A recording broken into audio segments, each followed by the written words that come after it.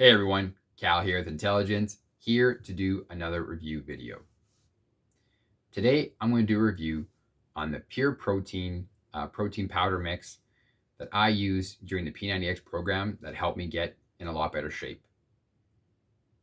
Now, in case you're wondering why you need a protein powder to add to your workouts, well, a lot of these workout programs, they're going to be tearing your muscles and it's going to create a high demand for your muscles to be repaired. And in order to repair your muscles properly is you need protein. And you need a lot of that protein too.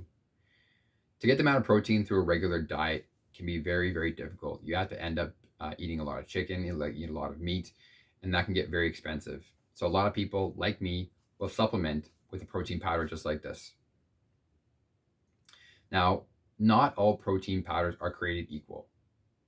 If you go down a supermarket or anywhere else, you'll see there's 50 different options for different protein powders. And it's very difficult to pick a protein powder that'll work for you.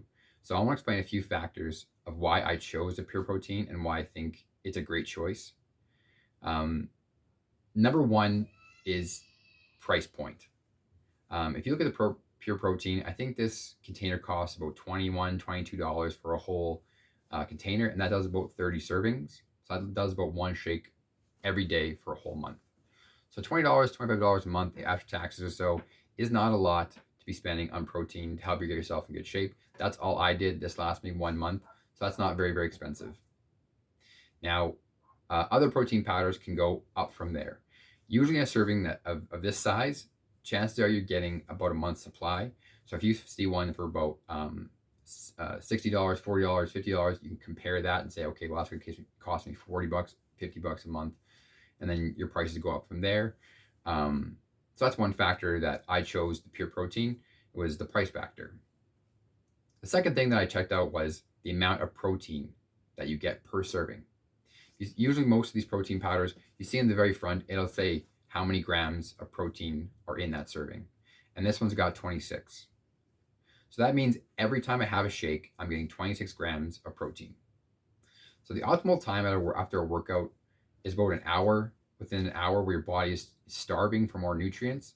So a good time to be having a protein shake is almost immediately after your workout. So you have that hour for your body to absorb the protein and begin to build your muscles and repair them so you can maximize your benefit from your exercise.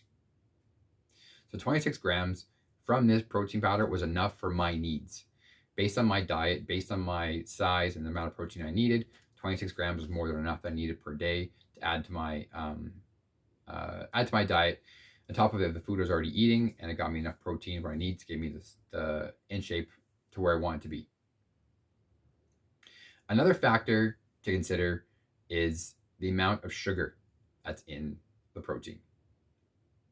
Now, sugar, when eaten in high doses, can automatically turn to fat, and that's something we want to completely stay away from, especially if we're doing our working out. We're trying to avoid that. We're trying to gain size and gain proper lean muscle and not gain fat. So we don't want to be having a lot of fat or a lot of sugar inside of protein powders. Now this option only has 2 grams of protein per serving, and that is extremely low. Even if you look at, it's very difficult to find another protein powder with that little amount of sugar in them. Most of them have 2 grams, 2, 3, 4, something around there, grams of sugar. So being that this is so low in sugar, it also meets the keto diet. It's keto diet friendly as well. Another factor to consider when picking out a protein powder is how many calories is in every serving. Just like calories, if you're trying to lose weight, you want to be calorie deficient. So you don't want to be having things that are too high calorie and will actually have you gain weight, because your body, when it has too many calories, extra calories doesn't use, it stores it as fat. That stuff we already know. So you want to have something that you're able to burn off, and those calories aren't going to go super extreme high. So 160 calories is perfect for what I was doing with my workouts, and that's why it worked out well for me. And the number one factor that I really considered when I picking my protein was flavor. Now this is something you can't try without trial and error. You can go to a few places out there. Some of those smaller shops might be able to let you try some of the protein powders, but it's not something you can go to a superstore. So picking one out by flavor is very, very difficult. Not to mention, if you're having 1 or 2 shakes a day, you should pick something that you actually enjoy the flavor of. I really think that this pure protein was the best flavor that I tried out of any other things, especially the chocolate. I'm not a huge fan of the vanilla option I have here, but the chocolate one was by far the best, and I ended up buying a whole bunch more just for stock for the future. And it's one of the best tasting protein powders I've ever had. A lot of protein powders, when you try them, they got like a grainy flavor to them, or a grainy taste, not a flavor, but taste, where it's and you just feel it's just, thick. It doesn't taste good. It doesn't mix up well into the milk or even the water, and it just doesn't quite. You gotta have to choke it down every time, and you didn't enjoy it.